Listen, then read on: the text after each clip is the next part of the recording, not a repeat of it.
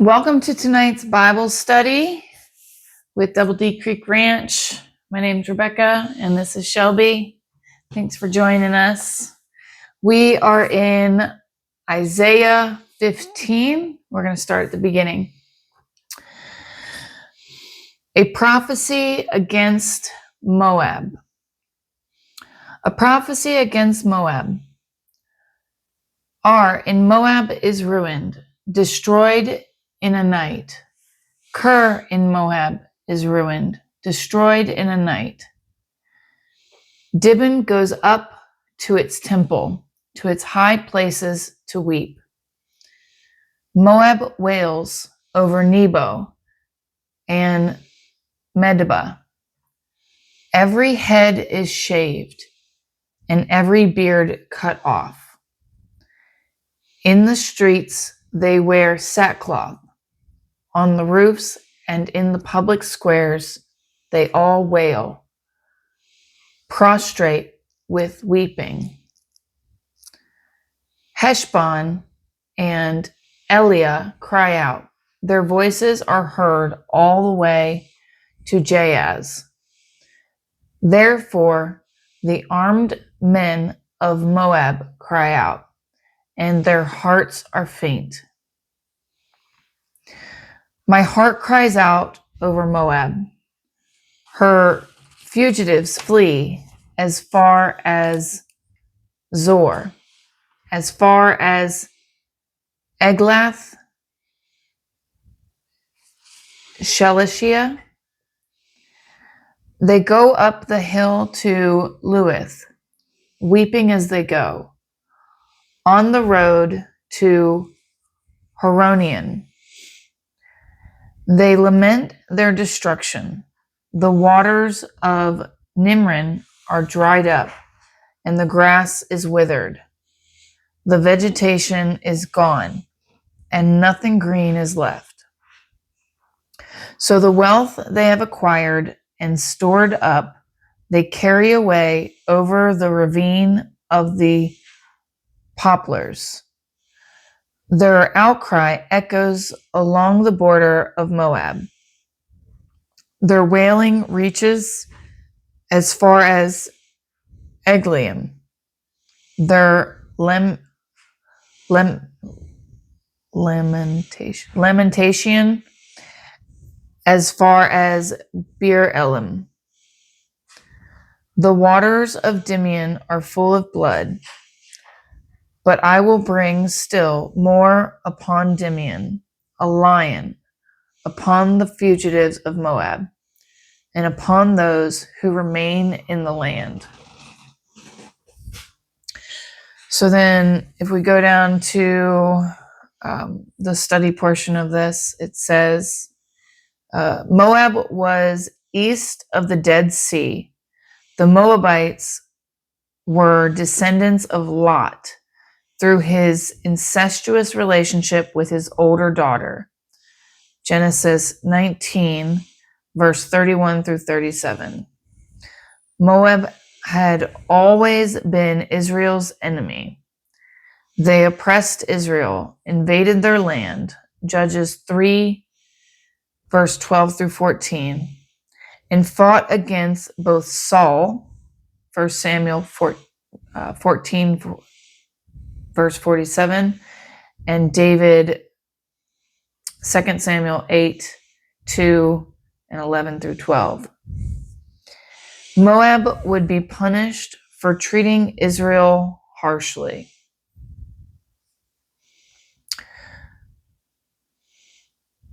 And then for verse 5, it says, neither God nor Isaiah rejoiced in the destruction of the people of Moab. When you hear of bombings and calamities in other countries, pray for the people, regardless of their location or the politics of their governments. God loves all people, and no human being is beyond the reach of his love and transforming power. Yeah. It's a good one. It is. So the Moabites were descendants of Lot. Lot. And what's interesting about that story is his daughters conspired Yeah. to do that, right? But he was complacent in it. They didn't force him to drink until he was intoxicated, but they conspired, they fed him alcohol, and he willingly chose to consume alcohol until the point that he was, not in his right mind. And so his daughters were essentially able to sexually assault him, and then get themselves pregnant as a result. But I think that is one of those things where we have to look at it and say, well, excessive consumption of alcohol. I think very clearly the Bible says that's not good. That because it leads to poor judgment and sinful behavior. But I think it's hard for us to see people sometimes as people if they're on the other side of the fence as us. For sure. 100%. So we see that a lot in this age. Like, especially with everything going on, that's been going on overseas for so long. Like, you see all these people, and as Christians within you, it raises some sort of like agitation, but you have to remember that those are the people you're supposed to be praying for just as much as the people that you feel bad for or that you're hurt for. Yeah. Yeah, I mean, especially like right now with Israel and Gaza, and I know that that's quite the contentious topic for so many. You've got people that just think that that do not think, even Christians who don't think very highly of Israel. Yeah. And then you've got Christians that think that Israel could do no wrong. Yeah. And that's just neither one of those is biblically sound. No. Right? It tells us here that we are to pray for all people. God, for he so loved the world that he sent his only begotten son to die on the cross for us, right? So, we need to pray for both, those that are in Israel that need God's mercy and grace, and those in Gaza that need God's mercy and grace. Because we all do. And just, absolutely.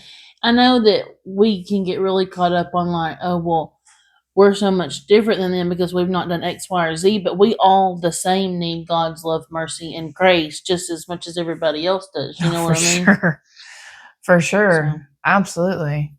But I do think that this definitely, and even, you can look at, obviously the conflict in Israel is a little bit more, I guess, close to the Bible because the Bible talks about Israel. Yeah. And Gaza.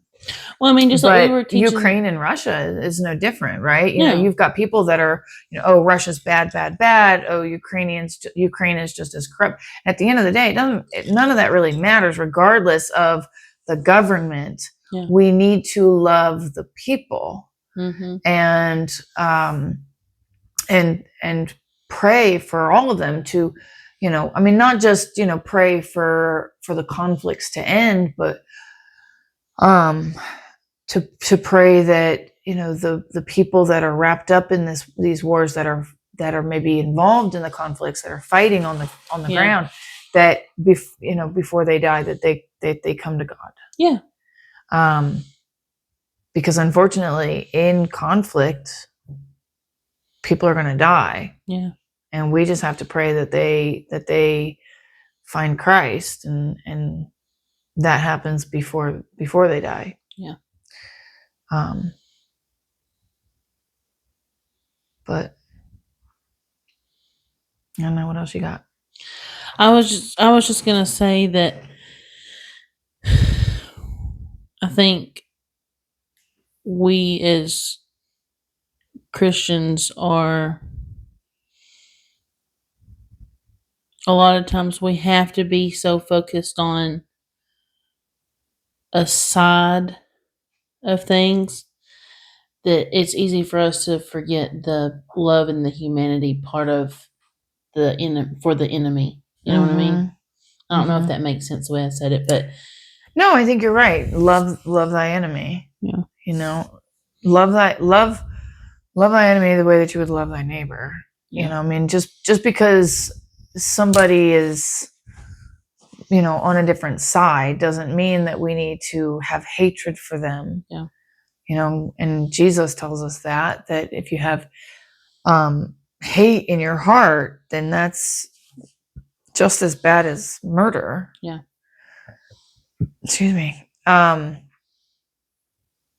I think that, you know, a lot of times we think of the big ones, like obviously murdering is wrong. Yeah.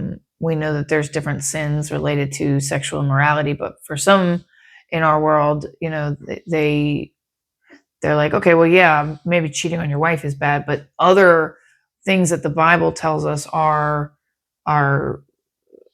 sexually immoral and sinful against God, we want to kind of diminish them and make them not to be as bad, but they are. Just like, you know, lusting after someone is no different than sex before marriage. Yeah.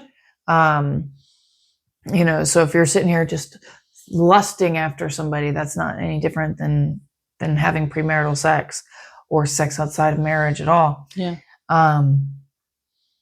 But hating, you know, having hatred in your heart for others is, in God's eyes, just as bad as killing someone. Yeah. And so, you know, but that's because God's level of morality is very different from ours. 100%. For none are good but God. Yeah. You know. And we say that a lot. We're like, oh, and we mean it like in our heart. We're like, oh, you're such a good person. You know, we say that. And it's not that we don't feel that way, but I think we use that term about people so much, and we don't always think about what that means. Well, I mean, because they could be a good person based off of our understanding of morality, human morality. But God's morality is so much greater than ours. And so, you know, I think that we often kind of, I mean, I say it all the time, like, oh, well, you know, you're a good person. Yeah. But then I'll get the verse that, you know, goes through my head, you know, good teacher and, you know, for none are good but God. Yeah. And that'll kind of pop through my head. And I'm like, I always have to kind of catch myself to make sure that I don't, that my thoughts, because sometimes my thoughts don't always come out in complete sentences. And I don't want people to think that I'm saying you're a bad person. I'm not saying you're a bad person. You can be a good person, but still the reality of it is that we are not good by God's standard of morality, but we may be good by the world's standard of because morality. We're sinful by nature. Like right. We're born into it, you know. Exactly. But that also, I think, kind of circles back into what I think is good, right? I may say, well, you know, you're in my mind a good person if you do, you know, if you you know, help feed the homeless and, you know, go to church and give money to the poor and, you know, but I think I've seen some videos where, you know, people have brought up the fact that there are some cultures out there that believe that it's completely acceptable to eat humans. And there's nothing wrong with that morally, right? And so there's cultures out there that maybe think that that killing is acceptable. And so morality, human morality, can vary depending on, you know, the culture that you're in. Yeah. God's morality is unchanging. Yeah. And that is what is important to remember, is that though what we believe is morally good can change, on a whim. Yeah. God's morality is unwavering. It does not change. He is as good as he was in the Old Testament. It wasn't wrathful Old Testament God versus New. He didn't all of a sudden change from Old Testament to New Testament. He has been the same God throughout both the Old and the New Testament. And he's the same as he was then as he is now, and he'll be the same tomorrow, and I can always count on that. I may not be able to count on other people, but I can definitely count on God. Yeah. And humans in general, we change so much. Like there's just so much we change through. So it's so nice to know that the God that we serve is dependable, and he is unfailing, and he is the same, like you're saying, as he was yesterday and today and Old Testament. But he's always there. He's always dependable. He's always the same, and he always has an answer. Like it may not always be the Rebecca plan answer or the Shelby plan, but he always is there for us to give us guidance and direction and that kind of thing. Yeah, absolutely. So that was a good lesson. I like that. Me too. We were telling the kids our Sunday school lesson was this Sunday about how when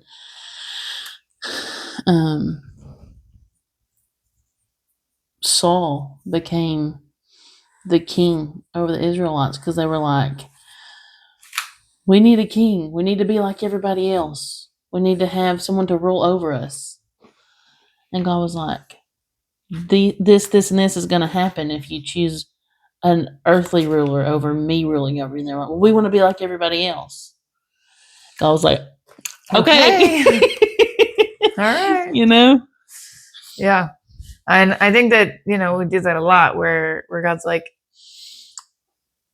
but you don't need to be like, don't be like the world. Yeah. You can't have both ways, Yeah. So, well, thank you guys for joining us on our Bible study. If you enjoy this and you want to join us on more Bible studies, we do meet once a week for Bible study. Sometimes we might get a little bit busy and it can be hard, but we really do try to get together at least once a week for a Bible study. So if you want to see more videos like this, leave a comment in the comment section below. Please remember to debate respectfully. If you are, looking into God and you're just not sure, you're trying to learn about the Bible, let's remember that people may have had a seed planted and they may be looking more into the Bible. So be respectful in the comment section with each other. If you are not a believer in God, I ask you to still be respectful in the comment section. Do not belittle or bully people for their beliefs. And I hope that you guys enjoyed today's Bible study lesson as we did. And we love you, and God bless.